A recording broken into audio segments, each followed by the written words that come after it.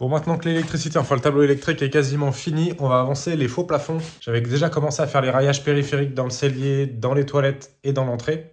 Et dans le cellier aussi. Donc ça devrait aller assez vite de railler en fait le faux plafond tout simplement. Après, laine de verre, placo. Et voilà. Faut que j'achète des trappes de visite aussi pour donner accès aux boîtes de dérivation. Au début, je voulais les fabriquer moi-même avec un système de glissière et tout. Mais bon, franchement, je vais pas me faire trop chier non plus.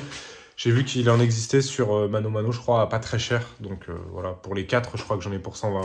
Donc ça sera beaucoup plus simple. Et puis voilà, c'est parti!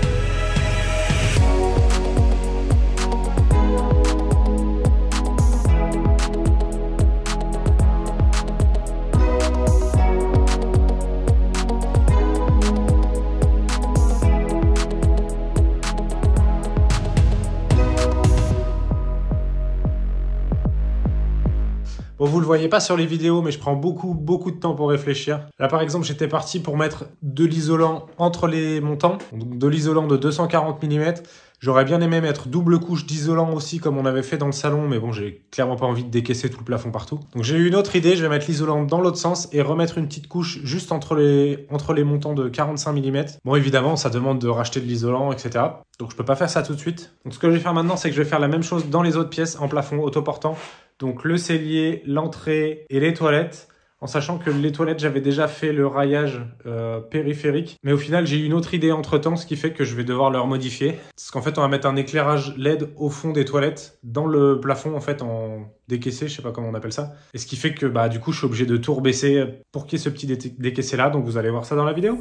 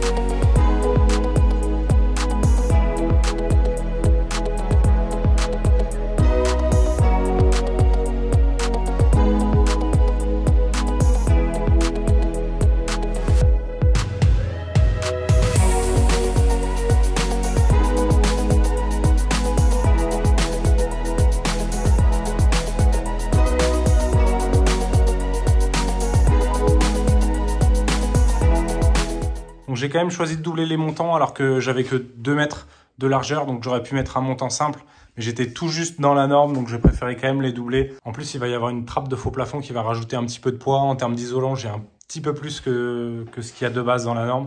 Donc voilà, je préfère doubler ici. Donc j'ai bricolé un truc pour le décrocher de faux plafond. En fait, on va avoir une plaque de placo qui va venir dessous. Et en fait, je vais pouvoir mettre un ruban LED dans le renfoncement. Donc maintenant, l'idée aujourd'hui, c'est de faire la même chose dans le cellier et dans l'entrée. Bref, c'est parti!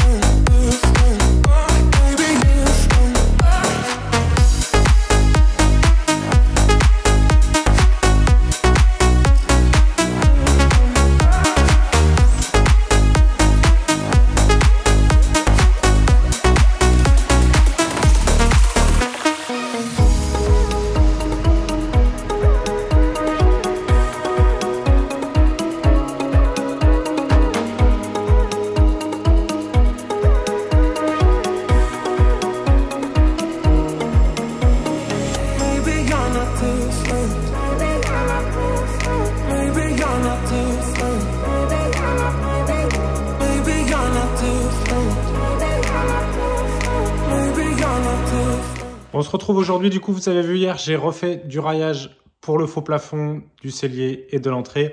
Aujourd'hui, on va essayer d'avancer sur une cloison, là où il y a la porte de la chambre. Je vous montre ça tout de suite et je vous explique ce qu'on va faire. Donc là, on a la chambre, là, le placard technique. Ici, il va falloir qu'on mette une cloison. Et après, il y aura la porte de la chambre ici. Donc au final, j'ai 7 cloisons à faire en placo et un petit retour ici qui va monter le long du gaz. Alors on le laissera aérer bien sûr. J'ai déjà mis quelques renforts en haut pour que le rail tombe pas dans le trou, tout simplement. Comme ça, je peux venir le visser directement dessus. C'est des planches de gaufrage que j'avais en rab. Et puis voilà, je fais un peu de place et je commence tout ça.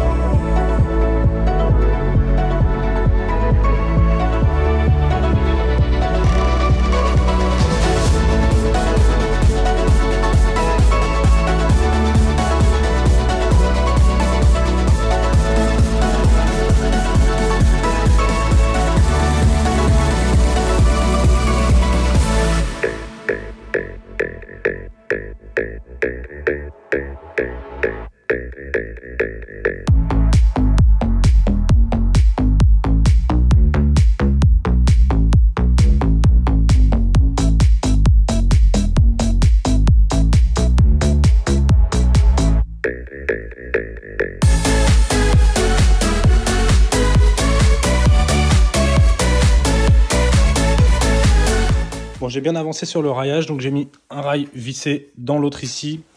Là, j'ai vissé mon rail dans le placo et surtout dans l'autre rail qui est juste derrière. Je me suis arrangé pour que ça tombe en face. Et là, il va falloir que je fasse l'encadrement de la porte. Donc, il va falloir que je positionne un rail dans ce sens-là.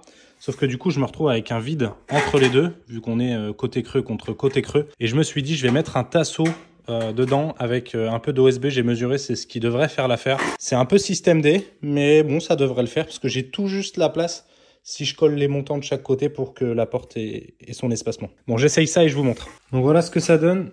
Donc d'un côté, c'est bien collé. De l'autre, ça l'est un peu moins. Du coup, j'ai mis des petites cales en bois pour que ça soit bien fixé. J'ai comblé avec de la laine de verre. Bon, par contre, ce que j'ai pas pensé, c'est que la porte, il faudrait qu'elle soit centrée par rapport à là. Mais j'ai encore oublié qu'il y avait du placo ici. Donc bon, je pense que ça sera pas pile poil centré, même si on peut gratter un petit peu en décalant la porte dans l'encadrement où j'ai laissé un tout petit peu plus. Mais je pense que voilà, ça sera pas pile poil centré. Tant pis. Donc là, en rentrant dans la chambre, ici, ça va être fermé. Donc ce qu'il faut que je fasse, c'est que je positionne une cloison ici. Mais du coup, pour la fixer, il faut d'abord que je pose la plaque de placo qui va là. Donc on va commencer par ça.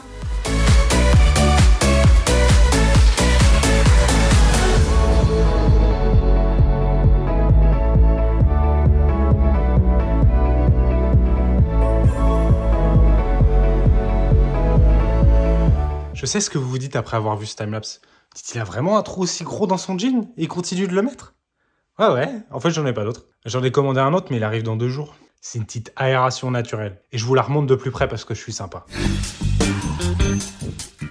Bon, bref, je continue mon raillage. J'ai mis ma plaque de placo, donc c'était une chute de placo acoustique que j'avais qui faisait pile poil la taille, donc nickel. Bon, j'ai pas pu vous filmer parce que c'est dans un espace vachement restreint. J'ai mis des chevilles mollies un peu partout le long des montants pour que ça tienne bien d'un côté et de l'autre. Je voulais mettre un double montant aussi en renfort au milieu, vu que ça va tenir le faux plafond autoportant. Mais en fait, j'en ai plus en 3 mètres, il faut que je retourne en acheter. En attendant, je vais faire le rail du haut de la porte, les 2 montants intermédiaires.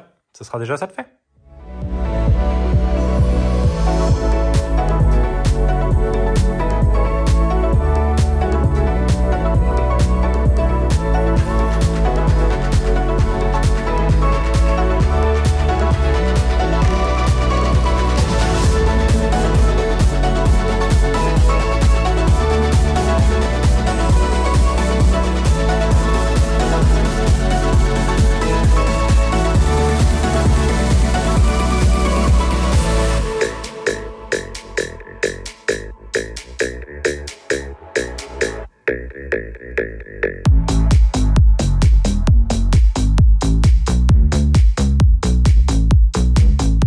Bon, j'ai bien charbonné aujourd'hui. Cette partie-là est faite.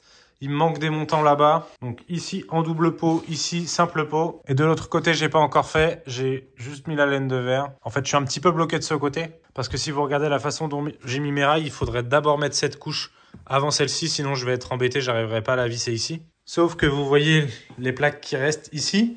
Et ben si je veux les emmener dans la grande pièce, j'ai juste une petite fenêtre ici pour que ça passe tout juste. Sauf que si je mets un bout de placo, après, j'arrive plus à passer dessus. Bon allez, c'est reparti aujourd'hui, j'ai été racheter des montants chez Leroy Merlin. Et j'oubliais un truc tout neuf aussi, c'est mon jean.